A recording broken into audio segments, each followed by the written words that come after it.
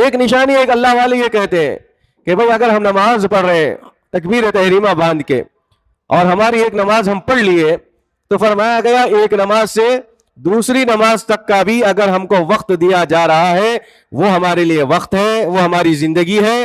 اگر دوسری نماز تک اگر ہمارا خاتمہ ہو جائے تو یہ موت ہے.